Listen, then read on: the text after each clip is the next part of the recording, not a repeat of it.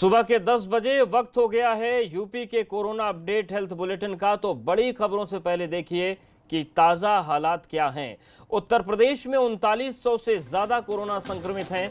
एक दिन में 147 नए कोरोना पॉजिटिव केस आए, जबकि 107 लोगों को ठीक करके अस्पताल से डिस्चार्ज किया गया है। एक्टिव केसेस की बात करें तो 1742 एक्टिव केस इस वक्त हैं और 2072 मरीज ठीक हो चुके हैं। मेरठ में अगर हम बात करें तो कोरोना के 12 नए मामले सामने आए। वाराणसी में कोरोना से दूसरी मौत हुई है। तो संक्रमण जो है वो लगातार बढ़ता चला जा रहा है। संक्रमण के आंकड़े भी लगातार बढ़ते चले जा रहे हैं।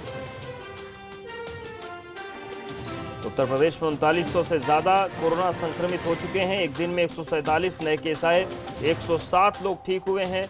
वाराणसी में दूसरी मौत हो गई है। तो यहां पर अब मौत का आंकड़ा बढ़ना शुरू हो गया है।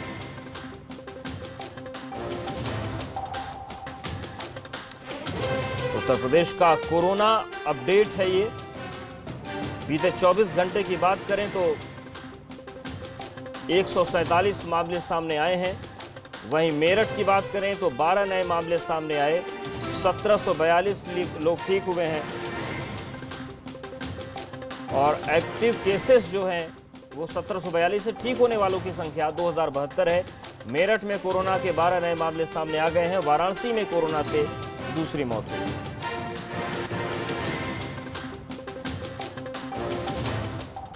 और चल रुक करते हैं टॉप 25 का। स्पेशल ट्रेनों में वेटिंग टिकट भी ले सकेंगे यात्री। आज से शुरू होगी बुकिंग। 12 मई से चली हैं 15 स्पेशल ट्रेन। लॉकडाउन में एयरपोर्ट से घर पहुंचाने के लिए मिलेगी टैक्सी सुविधा। यात्रियों को टैक्सी सुविधा के रेट पर आ जाएगी रिपोर्ट।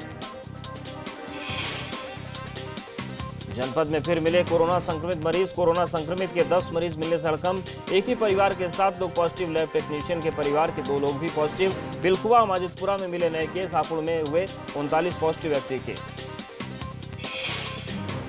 रामपुर के टांडा में एक मदरसे में पढ़ रहे 163 मदरसा छात्रों को उनके मूल राज्य भेजा गया। दरअसल लॉकडाउन के बाद छात्र मदरसे में रह तो रहे थे। अब तक 5 श्रमिक ट्रेनों के जरिए हजारों मजदूर विभिन्न राज्यों से आगरा के जरिए अपने गंतव्य के लिए रवाना किए जा चुके हैं। आज भी विभिन्न राज्यों से 5000 मजदूर आगरा लेकर पहुंचे।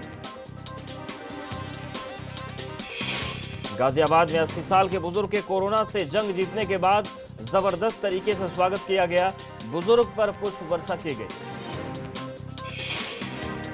कुशीनगर में सुरक्षा किट को लेकर जिला अस्पताल के डॉक्टर और सीएमओ आमने सामने आ गए हैं। जिला अस्पताल में सैकड़ों मरीजों को देखने वाले चिकित्सक सुरक्षा किट न मिलने से नाराज। ग्रेटर नोएडा जिला प्रशासन ने मजदूरों को घर भेजने की तैयारी शुरू कर दी है। दादरी रेलवे स्टेशन से विशेष ट्रेन चलाई जा रही है, जिसका निरीक्षण डीएम सुहास एलवाई ने किया। झांसी में गुरुवार को प्रियंका गांधी रसोई का किया गया आगाज। पूर्व केंद्रीय मंत्री प्रदीप जैन आदित्य ने अपने हाथों से मजदूरों को भोजन परोसा। बिहार के कटिहार जिले के करीब 26 मजदूर झांसी में फंसे हैं। मध्य प्रदेश के बैतूल से ये श्रमिक झांसी आए हैं। मध्य प्रदेश सरकार ने इन मजदूरों को प्रदेश की सीमा पर छोड़ दिया। रेलवे स्टेशन के बाहर बैठे ट्रेन का इंतजार कर रहे मजदूरों के पास ट्रेन टिकट की व्यवस्था नहीं है। जौनपुर जिला अस्पताल से बाहर आ रहे प्रवासियों की लंबी लाइन लगी है। दिल्ली मुंबई से आए लोग सीधे जिला अस्पताल में थर्मल स्क्रीनिंग के लिए आ रहे हैं, लेकिन यहां न तो सोशल डिस्टेंसिंग का कोई पालन हो रहा है। लोग एक के पीछे एक लगे हैं। अस्पताल में पीने के पानी और टेंट तक की व्यवस्था नहीं है। कानपुर देहात में पान मसाला खाने वालों को नहीं लगता कोरोना से डर। थोक विक्रेता के घर के बाहर मसाला खरीदते लोगों ने उड़ाई सोशल डिस्टेंस की धज्जी। आर्थिक पैकेज पर वित्त मंत्री निर्मला सीतारमण ने प्रेस कॉन्फ्रेंस में मजदूरों और किसानों के लिए किया ऐलान। किसानों को 4 लाख करोड़ की मदद, 25 लाख नए किसान क्रेडिट कार्ड दिए गए। शहरी गरीबों को 11,000 करोड़ की मदद देकर लोगों को 3 वक्त का मुफ्त खाना मुहैया कराया। बेघरों के लिए पहनने, खाने और पैसों की व्यवस्था। आर्थिक पैकेज पर वित्त मंत्री निर्मला सीतारमण का बड़ा बयान। का प्रवासी श्रमिकों के लिए शेल्टर होम्स की व्यवस्था। शेल्टर होम्स में मजदूरों को 3 वक्त का खाना। केंद्रीय वित्त मंत्री ने कहा कि प्रवासी मजदूरों की सरकार को चिंता है। प्रवासी श्रमिकों के लिए उन्हीं की जगह पर मनरेगा के जरिए काम दिया जा रहा है। औसत मजदूरी बढ़ाकर 202 रुपए हुई। 2.33 करोड़ मजदूरों को मनरेगा के तहत काम मिला। मनरेगा के तहत काम करने वालों में 40% का इजाफा। कोरोना पर यूपी सरकार की प्रेस कॉन्फ्रेंस। पैदल आने वाले श्रमिकों को रोकने के निर्देश। कहा सभी कामगारों और श्रमिकों की टेस्टिंग होगी, जो मास्क नहीं पहनेगा उस पर कार्रवाई होगी। यूपी सरकार की प्रेस कॉन्फ्रेंस में अपर मुख्य सचिव गृह अवनीश अवस्थी ने कहा कि टेस्टिंग की क्षमता को बढ़ाया जाएगा। 75 जिलों में क्वारंटीन सेंटर चेक किए जा रहे हैं। सरकार ने प्रेस कॉन्फ्रेंस कर जानकारी दी। कहा अभी तक 318 ट्रेनें आ चुकी हैं। 3,84,260 लोग आ चुके हैं। गुजरात से 174 ट्रेन आई। मेरठ में कोरोना के 4 नए मामले सामने आए। बुधवार को 1 साल की बच्ची समेत 12 लोगों में संक्रमण की पुष्टि हुई, जिसमें से 1 की मौत हो गई। अब तक संक्रमितों की संख्या 274 पहुंच गई है। 76 लोग कोरोना को मात दे चुके हैं। शहर में 56 हॉटस्पॉट क्षेत्र हैं। कानपुर में एक और कोरोना संक्रमित की मरीज की मौत। अब तक जिले में 8 कोरोना मरीजों की मौत हो चुकी है। परिवार के 9 लोगों को क्वारंटीन किया गया। गोरखपुर में कोरोना के 5 नए मरीज मिले हैं। 5 संक्रमित मुंबई से वापस लौटे। जिले में कोरोना संक्रमितों की संख्या हुई 10। सभी को कोरोना रिपोर्ट पॉजिटिव आई।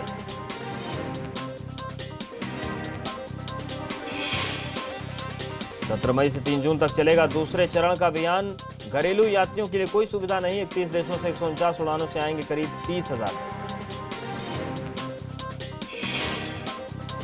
दुनिया भर में कोरोना से मरने वालों की संख्या 3 लाख के पार। 44 लाख से ज्यादा बीमार। अमेरिका में कोरोना वायरस के कारण हुई मौतों का आंकड़ा 85,000 के पार पहुंच गया। इस बीच माइक पोम्पियो ने एक बार फिर चीन को चेतावनी दी है कि वो वैक्सीन बनाने में दखल न दे।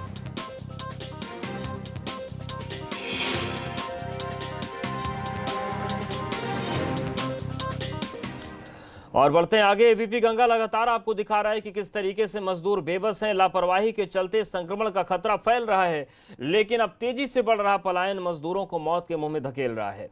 कल मुजफ्फरनगर और मध्य प्रदेश के गुना में मजदूरों की मौत ने सबको हिला के रख दिया, तो आज यूपी में 3 जगहों पर घर लौट रहे मजदूर हादसे का शिकार हो गए। और जालौन में इस वक्त एबीपी गंगा की खबर का बड़ा असर हुआ है। श्रमिकों की मौत के मामले में मुख्यमंत्री ने संज्ञान लिया है। तो इस वक्त की बड़ी खबर, जालौन की तस्वीर हमने आपको दिखाई थी कि किस तरीके से एक डीसीएम ट्रक की टक्कर के बाद 2 श्रमिकों की मौत हो गई थी, जबकि 14 लोग घायल हुए थे, जिनको उरई के राजकीय मेडिकल कॉलेज में भर्ती कराया गया है। एबीपी गंगा की खबर का बड़ा असर हुआ है। जालौन के हादसे के मामले में मुख्यमंत्री ने खबर का संज्ञान लिया है और वो उस पर जानकारी उन्होंने मांगी है। और एबीपी गंगा संवाददाता मयंक हमारे साथ जुड़ गए। मयंक, क्या जानकारी है और संज्ञान मुख्यमंत्री ने लिया है, तो अब क्या होगा आगे? जी, आपको बता दूं कि पूरा मामला शुक्रवार की देर रात 8 थाना क्षेत्र के NH-27 का है, जहां अज्ञात वाहन की टक्कर से प्रवासी मजदूरों से भरी डीसीएम दुर्घटनाग्रस्त हो गई थी। इस घटना में एक महिला सहित 2 लोगों की मौत हुई थी व 14 लोग गंभीर रूप से घायल हो गए थे, जिनका मेडिकल कॉलेज उरई में इलाज चल रहा है। इस खबर को एबीपी गंगा ने प्रमुखता व सबसे पहले दिखाया था। खबर को संज्ञान में लेकर सूबे के मुखिया योगी आदित्यनाथ ने तुरंत जिले के अधिकारियों को मौके पर पहुंचने के आदेश दिए व मृतकों को 2-2 लाख रुपए व घायलों को 50-50 हजार रुपए देने की बात कही है। जी, शुक्रिया आपका जानकारी और अपडेट्स को देने के लिए। तो यही वो तस्वीर है जालौन का, यही वो हादसा है जिस पर मुख्यमंत्री ने खबर का संज्ञान लिया है।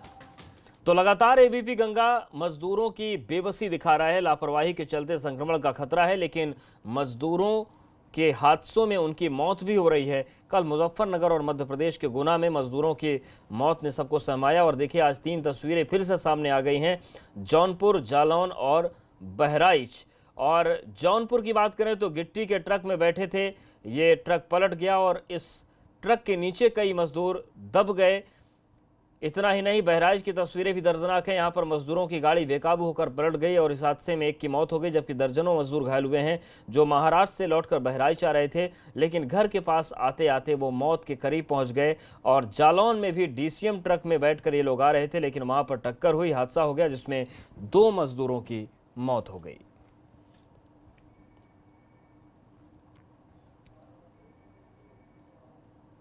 तो ये 3 तस्वीरें हम आपको दिखा रहे हैं, जौनपुर, जालौन और बहराइच, और तीनों ही तस्वीरों में आपको मजदूरों की बेबसी महसूस होगी क्योंकि वो अपने अपने हिसाब से घरों के लिए तो निकल चुके हैं, लेकिन उनकी ज़िंदगी कितनी मुश्किल में है और किस तरीके से वो काल के गाल में समाते जा रहे हैं, उसकी गवाही ये 3 तस्वीरें दे रही हैं। और कल भी ऐसे 2 हादसे हुए थे जिसमें मजदूरों की जान चली गई थी।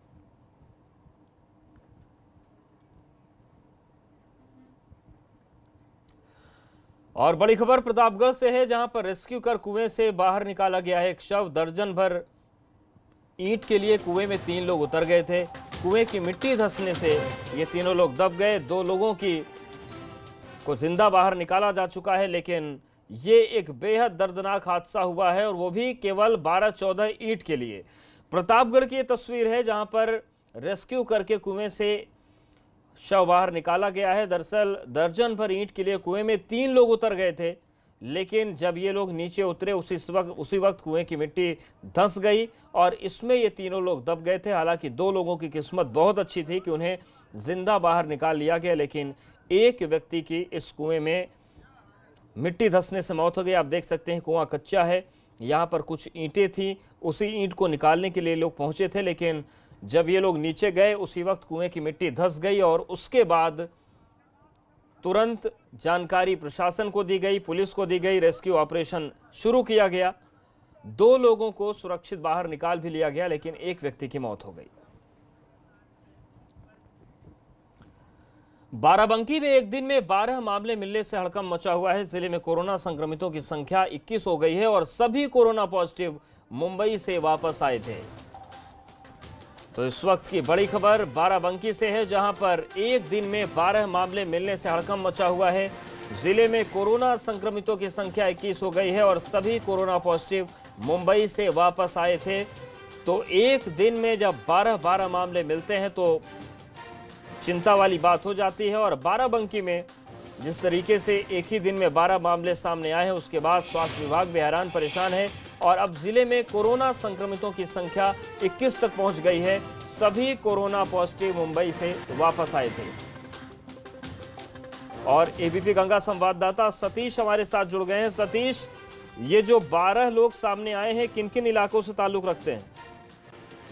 जी बेहद, ये जो बाराबंकी में 12 लोग एक दिन में आए हैं, कहीं ना कहीं प्रशासन और स्वास्थ्य विभाग के लिए काफी चिंता का विषय बन गया है, क्योंकि लगातार जो दूसरे प्रांतों में फंसे लोग जो है बाराबंकी जनपद आ रहे हैं। बाराबंकी के रेलवे स्टेशन पर श्रमिक स्पेशल जो ट्रेन है वहां पहुंच रहे हैं और वहां से जो है बाराबंकी के अलग अलग क्षेत्रों में लोगों को जो है बसों के माध्यम से उतारा जा रहा है, कुछ पैदल जा रहे हैं।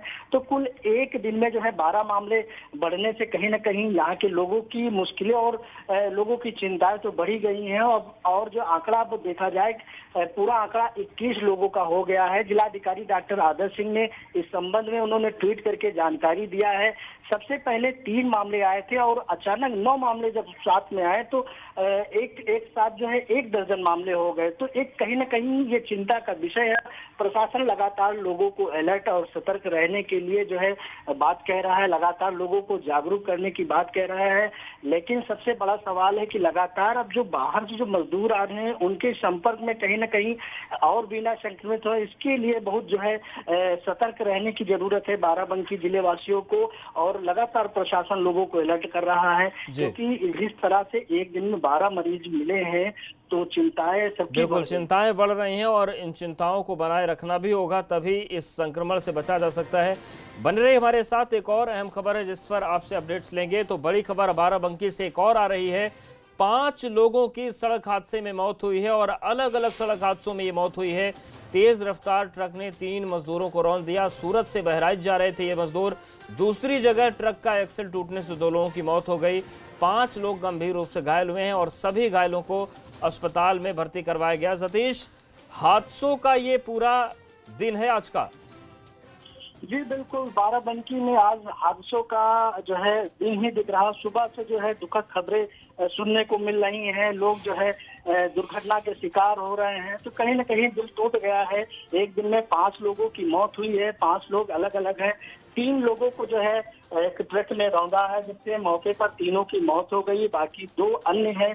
कुल मिला के बात करें तो कहीं न कहीं सड़क दुर्घटनाएं भी इस बीच में बढ़ गई हैं, क्योंकि लगातार बाहर से जो श्रमिक आ रहे हैं और जो लोग जो है बाहर से फंसे हुए हैं, उनका जो है हाईवे पर गुजरना जो है जारी है। एक एक ट्रक में जो है सैकड़ों लोग भूसे की तरह भर के जा रहे हैं। इस दौरान कहीं न कहीं सड़क दुर्घटनाएं जो है लगातार बढ़ रही हैं, और ये 5 लोगों की मौत से कहीं न कहीं काफी चिंता बढ़ गई है कि जब हाईवे पर लोग निकल रहे हैं और लोग क्रॉस कर रहे हैं, तो ऐसे में जो है सड़क की दुर्घटनाएं जो है लगातार बढ़ रही हैं। तो आज जो है 5 लोगों की मौत से कहीं न कहीं बाराबंकी में एक बड़ी खबर दुखद की आई है, और प्रशासन के जो भी लोग हैं लगातार लोगों को सतर्क करने की बात कर रहे हैं। बिल्कुल, और सतर्क रहना होगा, क्योंकि सड़क पर सुरक्षा अपने हाथों में ही होती है, लापरवाही जान पर भारी पड़ जाती। शुक्रिया सतीश, जानकारी और अपडेट्स को देने के लिए।